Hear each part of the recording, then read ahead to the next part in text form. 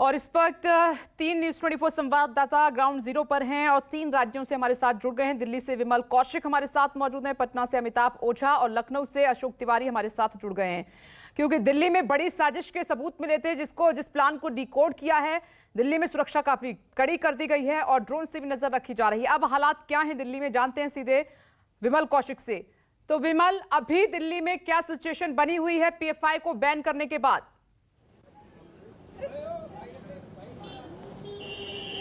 जी बिल्कुल, देखिए मैं पीएफआई के शाहीन बाग के उसी ऑफिस के बाहर हूँ जिसको ईडी की रेड के बाद सील कर दिया गया था। और आपको बता दूं कि यहाँ पर पुलिस की तैनाती है बाकायदा। सुबह से 2 बार इलाके में पुलिस की टीम फ्लैग मार्च कर चुकी है। धारा 144 यहाँ पर पहले से ही लगी हुई, क्योंकि new friends colony sub division में है और यहाँ पर धारा 144 पहले से ही लगी हुई है। देखिए सुरक्षा के इंतजाम जो है वो काफ़ी पुख्ता है। बाकायदा ड्रोन कैमरे से भी इलाके का जो है एरियल मॉनिटरिंग की जा रही है, जिससे नज़र रखी जा सके कि कहीं पर भी कोई लीगल गैदरिंग नहीं हो रही, कहीं लोग जो है वो इकट्ठा होने की कोशिश तो नहीं करें। क्योंकि जो पूरी साजिश थी उस पर एक खुलासा हुआ था, जिसमें ये बात आई थी कि पीएफआई प्लान कर रहा था एक बड़े प्रोटेस्ट को, एक मास प्रोटेस्ट को, और उस प्रोटेस्ट की आड़ में हिंसा को अंजाम दिया जा सकता था। ये रिपोर्ट थी, जिसके बाद देश भर में पीएफआई के ठिकानों पर रेड्स हुई, बड़ी कार्रवाई हुई, कई गिरफ्तारियां हुई, कई लोगों को जो है हिरासत में लिया गया और उसके बाद पीएफआई को बैन किया गया। लेकिन इसमें सबसे बड़ा सवाल अभी भी यही है कि पहले जब सिमी को बैन किया गया था तो उसके बाद पीएफआई और पीएफआई के साथ जुड़े कई और संगठन इस तरह से खड़े हो गए। तो आखिर अगर सरकार ने बैन किया है तो इसके बाद एक बड़ी चुनौती ये है कि ये बैन कितना कारगर हो पाएगा, क्या इस तरह की गतिविधियां ठीक है, नजर बना के रखें। विमल कौशिक आपके पास दोबारा आते हैं तो शाहीन बाग की जो तस्वीर है वो विमल कौशिक दिखा रहे हैं कि पैनी नजर रखी जा रही है हर जगह पर। पटना लिए चलते हैं, अमिताभ ओझा वहां से हमारे साथ मौजूद हैं।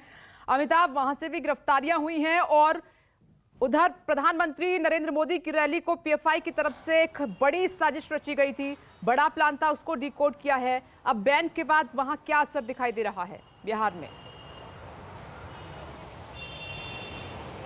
जी बिल्कुल, देखिए जिस तरीके से पिछले जुलाई महीने में यहाँ पे पूरे पीएफआई के प्लान को उजागर किया गया था, फुलवाड़ी मॉडल का खुलासा हुआ था और उसके बाद इस मामले की जांच को एनआईए को सौंपी गई थी। और एनआईए की जांच में भी सामने आया कि किस तरीके से प्रधानमंत्री नरेंद्र मोदी का जो पटना में कार्यक्रम था 12 जुलाई का, उसके पीछे एक बड़ी साजिश रची गई थी पीएफआई के द्वारा और उसके लिए काफ़ी टेरर फंडिंग की गई थी। और पूरे खुलासा होने के बाद जो पहला जो लीड मिला था, काफ़ी डॉक्यूमेंट्स मिले थे, वो कार्रवाई हुई थी। सबसे पहली कार्रवाई पटना पुलिस ने की थी, उसके बाद मामले की जांच एनआईए को सौंपी गई है। लेकिन अब जब बैन हो गई है, पीएफआई पे बैन लग गया है, लेकिन उसके बाद सरकार भी बिहार में चेंज होगी और सरकार बदलने के साथ ही सरकार के तेवर भी बदल गए हैं, रुख भी बदल गया है।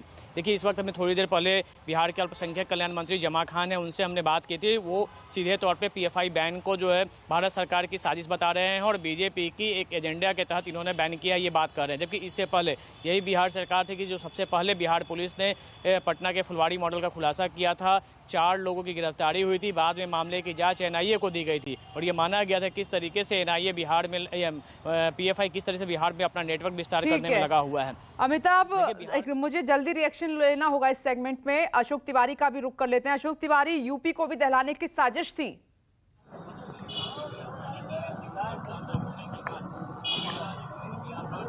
देखिए निश्चित तौर पर उत्तर प्रदेश सरकार को इस बात के इनपुट पहले भी मिले थे और जो बात मैं थोड़ी देर पहले भी कह रहा था कि कानपुर में जो एक बड़ी घटनाक्रम घटित की गई थी जिसमें पीएफआई का कनेक्शन सामने आया था, उसके बाद से उत्तर प्रदेश की तमाम सारी एजेंसीज को अलर्ट पर रखा गया था। और आज भी जब पीएफआई को प्रतिबंधित किया गया है 5 वर्ष के लिए, तो उसके बाद से भी तमाम सारी एजेंसीज पूरी तरह से अलर्ट मोड पर है। डीजीपी मुख्यालय की तरफ से तमाम सारे अधिकारियों को इस बात के निर्देश दिए गए हैं कि पीएफआई को प्रतिबंधित करने के बाद अभी और अलर्ट रहने की आवश्यकता है, लिहाजा समूचे उत्तर प्रदेश में अलर्ट रहने के निर्देश भी जारी किए गए हैं। खासतौर पर पश्चिमी उत्तर प्रदेश जहां पर सबसे ज्यादा गिरफ्तारियां पीएफआई को लेकर हुई है। आपको याद होगा कि कल भी 26 जनपदों में उत्तर प्रदेश की छापेमारी की गई थी पीएफआई के से जुड़े हुए लोगों की गिरफ्तारी और उनको हिरासत में लेने को लेकर। 57 लोगों को कल भी हिरासत में उत्तर प्रदेश से लिया गया था।